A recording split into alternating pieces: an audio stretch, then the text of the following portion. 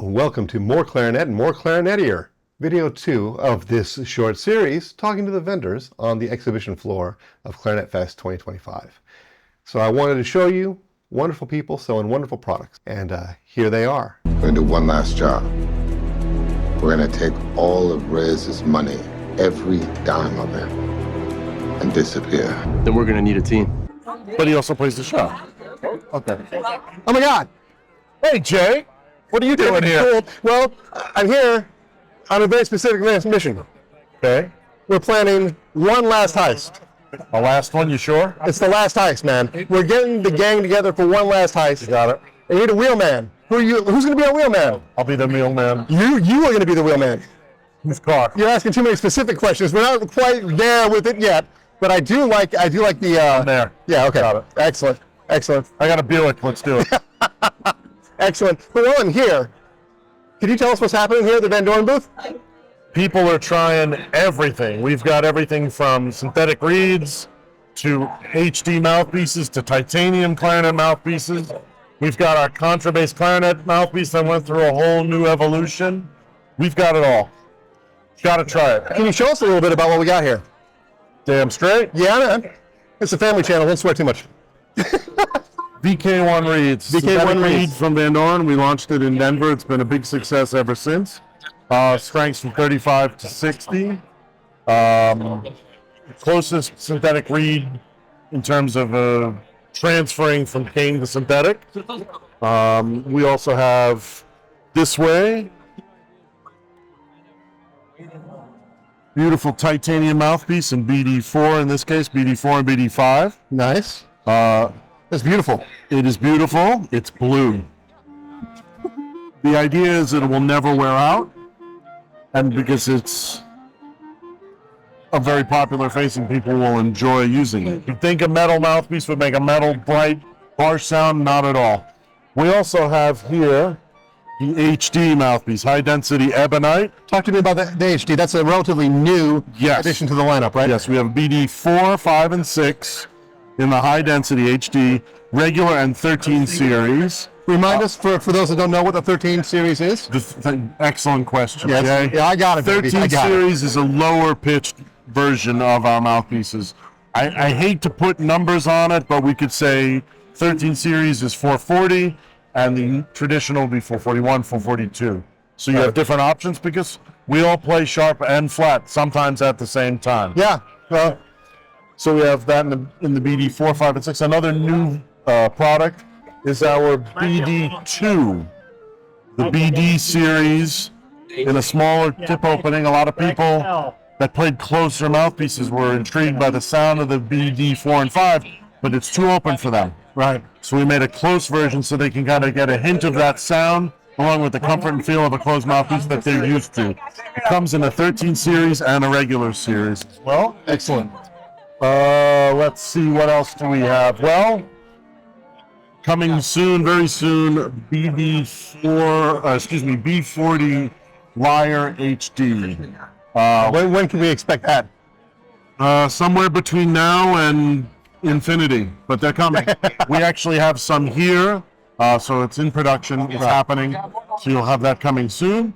And scoot down to the end here. Oh, absolutely. Something I'm particularly proud of is our contrabass mouthpiece has evolved. It's a new facing, a little bit more open, great with number 3 reeds. You can see the 25 here.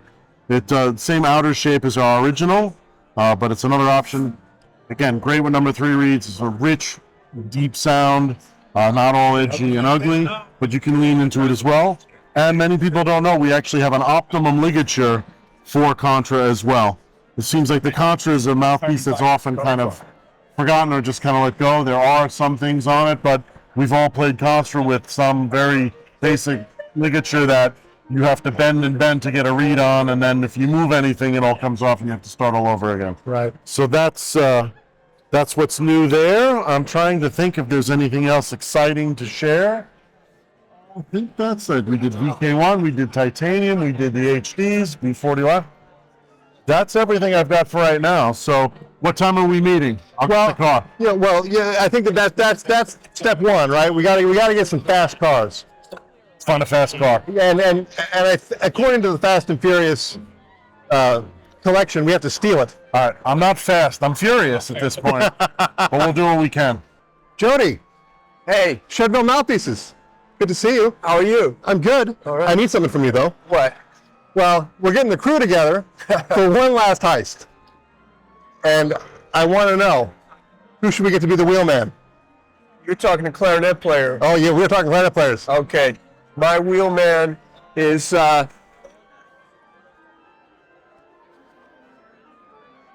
Jim Cantor. Jim Cantor. Yeah, I feel like he's got nerves of steel. Nerves of steel, And hands of steel, I think it's some beauty to go along with it. and I mean he can play anything. He's played on every movie you've ever seen. That is true. That is 100% true. That's my man. And he also designed some mouthpieces. That's right. And yeah, well, let's hear about those. Well, we never were in the blank business, and he had called me and said, "Can you make blanks for me?" And I said, "No, I don't do that." And this took a year of him asking me, and I finally said, "Well, okay." And we made a blank, and then we started learning things about what he needed in a blank, and it's been a great relationship. And he always says these are the best blanks he's ever had. He loves working with us. And I started to think, well, you know, he's making these custom mouthpieces for world-class players all over. And I started thinking, what if we tried to make one of his models in our factory, like to his specs? Right. So I called him, and he goes, "This is crazy. I just thought of the same idea." And so that's what we've been doing. We made the Cinema, the first model, which was, we called it Cinema because it was patterned after the one that he played in all those movies. Right. And it's got to be super flexible. It's a medium tip opening, but I've learned so much about facing curves from him. It's and I've been in this 25 years. I've been doing these saxophone mouthpieces and everything, and getting into facing curves with him. And every time I'm almost there, and I'm thinking, Jim, maybe it's the baffle or something. And we've learned the stuff about the baffle too. We even made a special tool that he has, and he calls it, what does he call it? The Casper baffle maker, and it's a special tool, and we made one, and so we can get that special baffle. But he always says, "No, Jody, it's a facing curve." I'm like, maybe it's the tip rail baffle. It's the facing curve, Jody, and he's always right. So he's been down to the factory, and we worked on it. It's just been like a gift from heaven to work with Jim Cantor, and that's why he's my wheelman. We've just come out with the Opera, which is a wider tip, super beautiful sounding, dark, and we're working on the third one right now, which it's just great. It's been great. When can we look forward to the third one coming out? I mean, he likes working with this because, like, I'm not in a hurry. It's same thing with the Opera. We're not going to do it The until outcome it's days, right? done. Yeah, right. Until it's right. And Yeah. I'm not. And I tell him, don't worry. And so I don't know. But I played some of these mouthpieces the other day. They are beautifully made. Thank you. They play really, really wonderful. Can you just talk to us about the characteristics of the different mouthpieces, like in terms of not necessarily how open or closed, but like the characteristics that you would say are the hallmark of what you produce? For me, you know, a mouthpiece is sound and feel. Okay, so Right. feel-wise, I believe we don't have mouthpieces mostly in general with a lot of resistance. Right. Okay, less resistance, and some of them, when you get a really good facing curve, it could just. What I'm looking for is the sublime thing. Is when you go with your air, the threshold starting from 0 and slowly bringing it up. That sound comes in so smooth. There's no bump or that thing like that. It's just Does that bump have a name? I'm very familiar with that bump. right. And I don't know what to call it. It's called a shitty facing curve. Sorry. No, it's No. okay. And again, this is what Jim does. He plays from that 0 air pressure to Right. and he's so good at it. But so that's how I'm judging these things sometimes. And that little bump, I call it almost a click to the sound. You got to get past this thing Right. to start the tone. Right. And I think if you want resistance, get a reed, get a harder reed. I love that. You know, because for me, if I was buying a bicycle and I I just spun the wheel. Right. And I let it spin. What bicycle am I going to buy? The one that spins 3 revolutions and stops or wobbles? Or am I going to buy the one that just keeps spinning almost endlessly? Right. That's beautiful, beautiful execution. That's what I'm looking for. So as far as that, we're looking for the best facing curves. That's feel, okay? Right. How it feels. If you want resistance, get a reed, okay? Can we get a close look at any of these mouthpieces? Sure. Show us. We started with the Elite, and it's the brighter profile. Okay, we started with the Chedeville Elite. Most of the Chedeville mouthpieces are in Chedeville rubber, which CHR, which is a proprietary rubber with a soft feel. It's softer rubber. We love working on it, Right. in particular, because it's so easier, but the mouthpiece sounds warmer. It vibrates better. Right. Now, it's not a giant difference. We have our SAV model in our regular rubber, our Right. regular German rubber, Right. and we can save a lot of money on that. So these are $350. These are $219. They have the same handwork that we do. I always love to tell people, touch our stuff. May I? Feel it. Well, that's remarkably smooth. Remarkably smooth. Yeah. The reason let me mouthpieces. get that in there. Yeah. Okay. The reason mouthpieces are inconsistent, the most probable reason is the facing curve. Any difference, it can be felt. And so we've figured out how to make our CNC machine do this. Yeah. And we had to do special tools, special speed, like super slow speed on this last thing. There's a lot going on here and that people wouldn't imagine. Right. And then we're hand doing the baffle with files and sandpaper. So there's so much attention to detail. So the Elite is the brighter profile. The Umbra is a beautiful dark. It's actually a little shorter. I don't know if you can see it.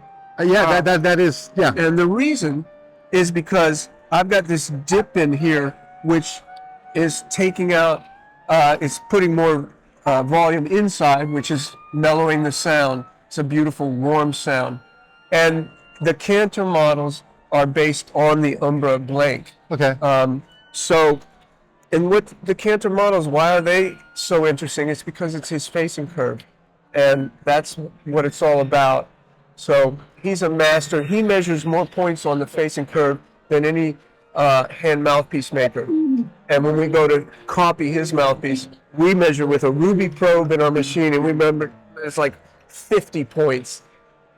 And even once we have that, it takes us maybe 30, 40, 50 prototypes to get it. Right. And that's how, Fantastic. so that's a basic overview of the mouthpieces. Thanks for giving us this insight. It's a real treat. Thank you very much, Jody. Appreciate you. All right, man. I might be. Where my God. me?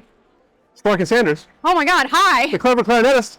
I'm glad you're here. We're putting the crew together Oh my God! for one last heist. It's time. It's time. We need a wheelman. I think you need Stephanie Gardner. Stephanie Gardner. That. She cold. That's Yeah, a good choice. I know. Yeah, no, that's nice. That's nice. Now, Yes. since I'm here, Yes. before we go into heist mode, can you Yes. show me around what do you have going on? Absolutely. Thank you. That's all stuff that I love. Looks like we're doing a deal over here. Yeah, so we'll start over here then. Some small stuff. We got reed geeks and lots of different kinds of barrels, reeds, mouthpieces, some ligatures, swabs, other little bits and bobs. The claricorn, 8.5 feet of glory. Okay, so now talk to me about the claricorn. So the claricorn represents the magical clarinetist in all of us. I want to hear about this. I mean, on the base level, I wanted to learn how to use Photoshop, so Okay, that's all what right. I made. Listen, magic comes from everywhere, Right. and desire, and Yes. desire to learn Photoshop. So, I because wanted to learn. now I'm particularly interested in this because I've got an 8-year-old, and we do a lot of unicorns and Pegasus at our house. Oh, yes. So yeah. And that's my clarinet on. Oh yeah, it's a on the silver. head. Yes. Okay, yeah, okay, nice. This is the basic witch The basic witch. God. flying through the sky to haunt all bass clarinet players, and craft her spells for better reeds, I like to think. Excellent. We have some clothes. We have a special edition T-shirt for this year's Clarinet Fest. Nice. Nana Tootin. Oh my God, the armadillo. These are clothing samples, and then we have some beautiful clarinets. We have some Selmers and some Baccoons and one lonely little royal. I also drew lots of fun art prints. We have these little 5x7 portraits of all the clarinet family members and other larger works like the clever girl on stage. I love it. I love it. And so now, Larkin, you wouldn't know this because I'm not wearing them, but I'm a boot guy. I love it. Okay, I'm like not really a boot guy. I got one pair, and all you need. I live in New York City, and so and I'm coming off a broken foot, so I didn't bring them. I thought about it, but now, and we haven't seen this yet. Yeah, like your commitment to Sparkle is very, very impressive. Thank you. Yeah, I mean, like seriously. I love it. I live for this kind of stuff. Excellent. And so I know you mostly. We've got a one-sided relationship because I see you on YouTube. Yes. The Clever Clarinetist, that's your YouTube channel. Yes. Yes, and is that also the name of the store? It is. It is. And how do we find your store? CleverClarinetist.com. Excellent. Thank you So we'll so check it much. out. I'll see you at the Heist. Yes, I'll be there. Yeah, I'm not sure the boots are going to work for the Heist. They're a little bit too. So are you doing them too sparkly? They're conspicuous. They're Oh, okay. conspicuous. That's Like, fair. yeah. So hey, so. That's fair. I'll wear something a little sneakier. Yeah, we'll call Stephanie. We'll get it together. All right. Love it. See ya. Thanks. There he is. Cameron Hey there. from Camco. I'm glad I found you. Yes. We're putting the crew together for one last heist. Okay. And we need a wheelman. Who you got? Who would I bring? Honestly, the first name that comes to mind is Benny Goodman. Benny Goodman. That's a nice choice. He's versatile, right? Yeah, he's He's got the versatile. jazz, got the classical. I feel like he could really fit into any role. He can fit in any role and can assess the situation Yes. and make wise choices. I like that. But we're here, and I want to share with the world what you do, because you do something really special for us. Tell us all about it. Yes. So this is Camco, and I'm Cameron of Camco. Pretty easy to remember. And what I do is I sell sheet music for one instrument only, the clarinet. So besides my love of paper when it comes to books, I also have an artistic streak. So you'll see on the back side here is my art gallery. Besides the Well, let's books, just take a close look. make some lino cuts. Well, and I don't think it was just for me. When I ordered music from you, it came with a drawing. Absolutely, that's my little surprise. Every holder gets a handmade piece of artwork.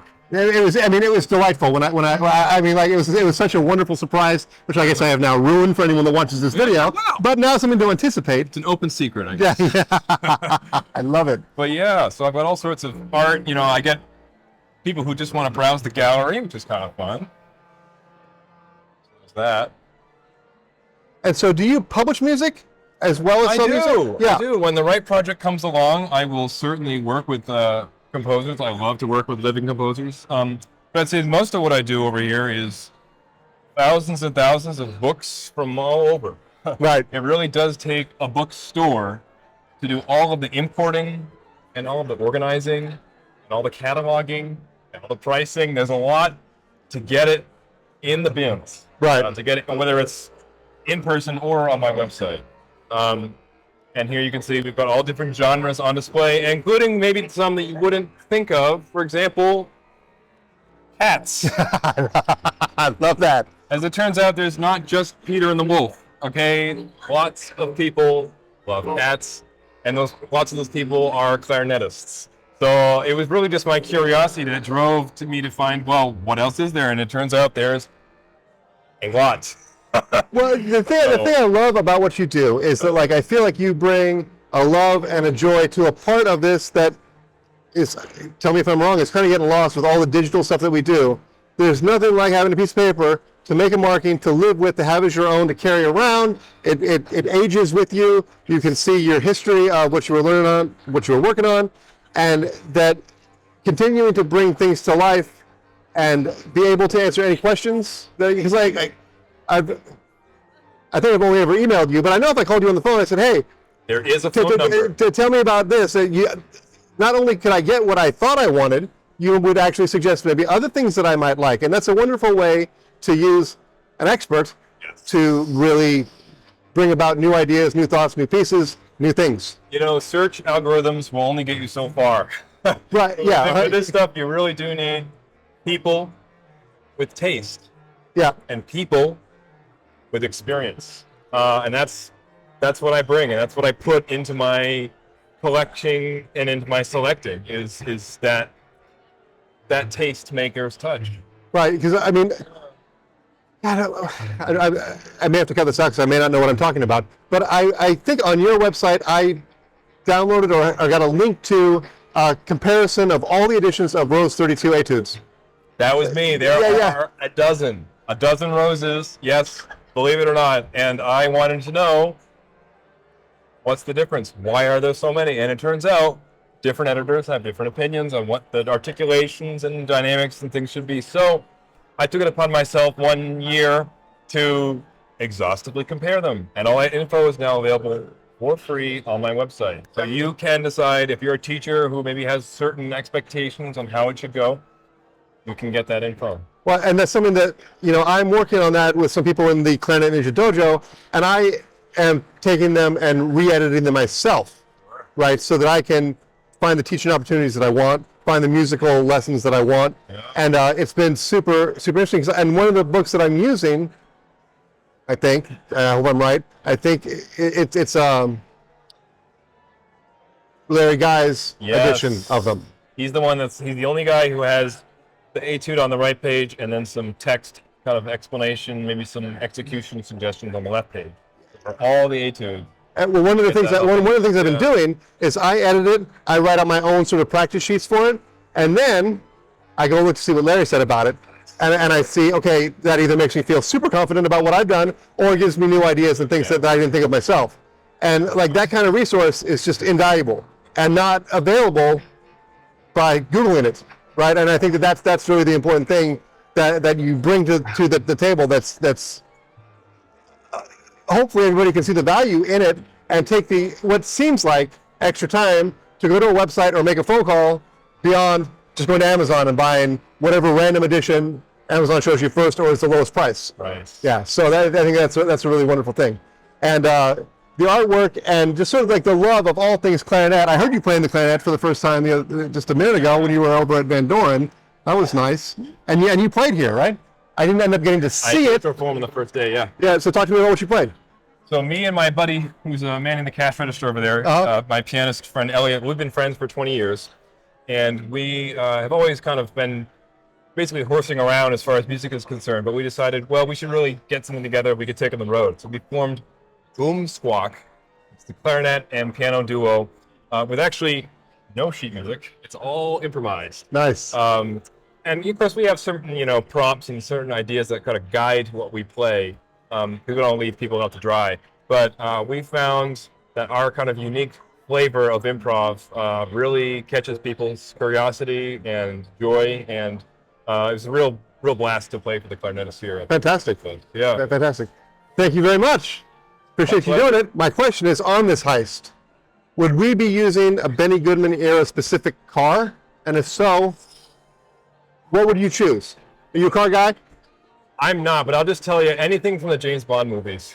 As far as like classic cars are concerned. Well, and Benny Goodman, he saw that era where gentlemen wore suits and tuxedos and dressed sharp. So I think that would work quite well. Cars looked killer then, right? They did. So they did. Yeah. Excellent. Well, I'll see you at the heist, man. Yeah.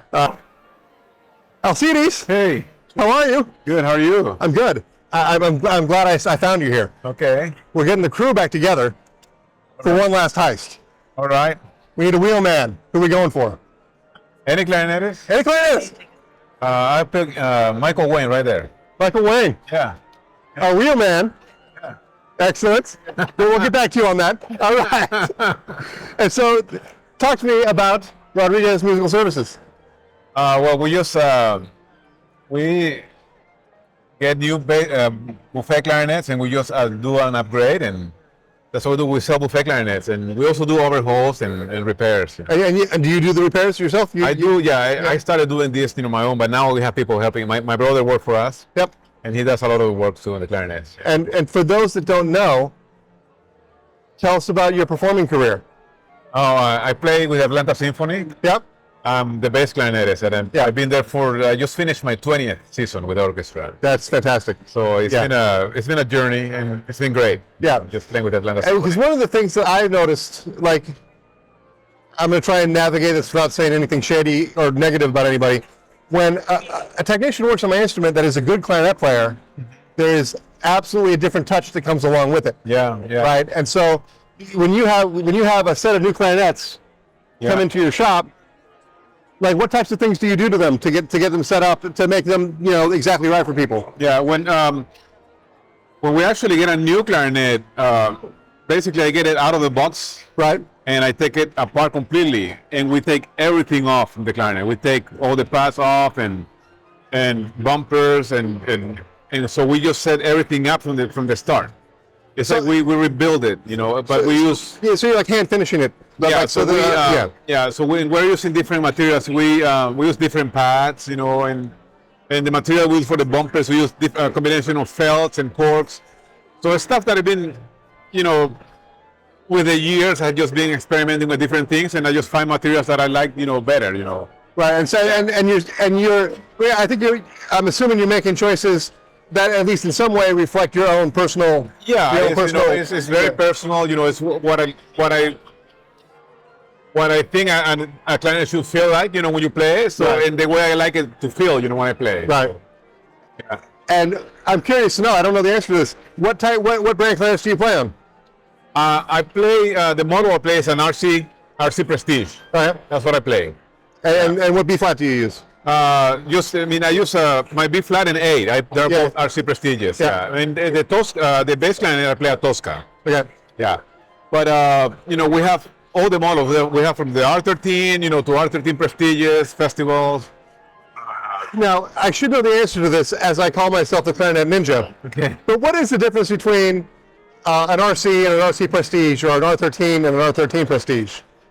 It's just the Prestige is mostly for like an upgrade. So the Prestige instruments are, they have different grades of wood, and so they use the base wood, for the R13, and then for the Prestiges they use premium wood.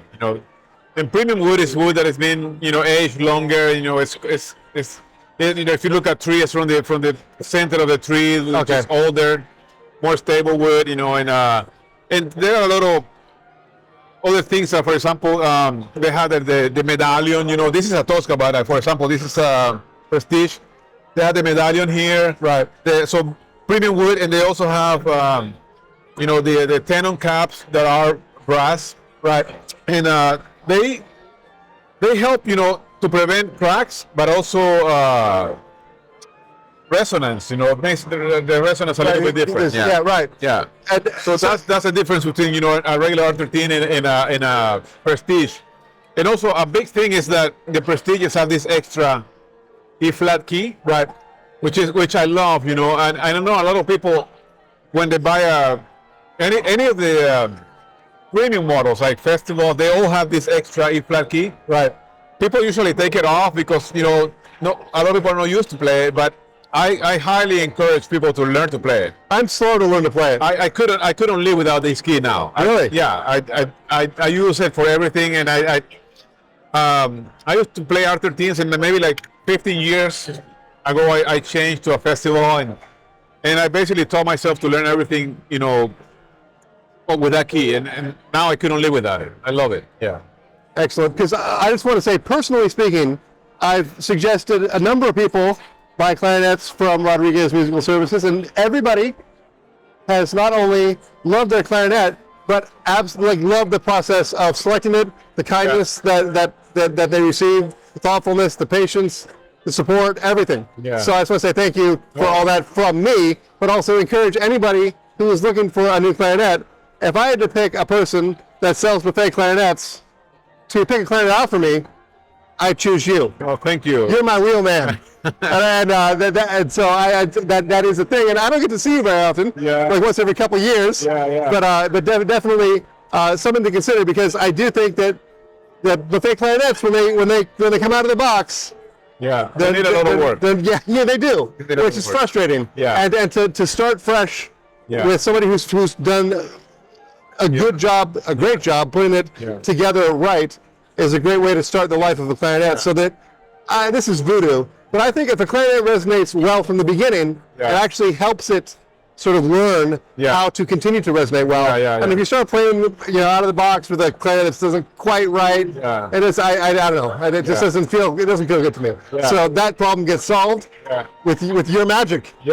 All right. Well, thank you so much, Alcides. Thank you so much. All right. Sean King. Hey, from Légère Reeds. How we doing? I'm good. I feel relieved I found you. We're putting the crew back together for one last heist. One last heist. One last heist, yes. Fantastic. A big score. Excellent. Can't miss. We need a wheelman, though. Oh, Corrado Giuffretti. Yeah, he seems to be the right man to take immediate action when necessary. Yeah, absolutely. But while we're here, we got some time before the heist starts. Can you show us some Légère Reeds and talk to us about what you're offering here at Clarinetfest? So we have our best sellers, the French cuts and the European cut. Both are big deal reeds for B-flat clarinets. Right. The French cut, the darker, more resistant of the two. The European cut, the brighter, more responsive of the two. Right. Both fantastic options. People either love both, they prefer one, but both are great to have. Absolutely. Yeah. We have also all a range for E-flat and bass and alto clarinets. That is fantastic. I've got a question for you. As a bass clarinet player, I have found there to be a slight but noticeable difference if I use a tenor saxophone reed versus a bass clarinet reed. And I am curious to know, is there a difference in those cuts? Like obviously there's many different tenor saxophone reeds. Absolutely. Can you just tell me what I'm feeling in that situation? Absolutely. There are a couple different kinds of reeds for the bass clarinet. Some players do like to use the tenor saxophone reeds. The tenor saxophone French cut, the newest one that we have, which is quite a bit thicker in the heart, and that does make a big difference for some players who are looking for something even darker and richer and fuller. The European cut for bass clarinets is a little bit more brilliant. It's got a little bit of edge to it, which is really, really nice as well. It's entirely based on preference, and what also helps, the strength scale is a little bit different. Right. So, because they have different facings and different facing lengths and different facing curves on those mouthpieces, the strengths do feel a little different. So you might find that one of them just may appeal a little bit more based on how specific your preferences go. Right. Yeah. Right. Excellent. Oh, here's Corrado. Hey, Corrado. We're putting the crew together for one last heist. Yeah. And we need a getaway driver. Yes, I'll do it.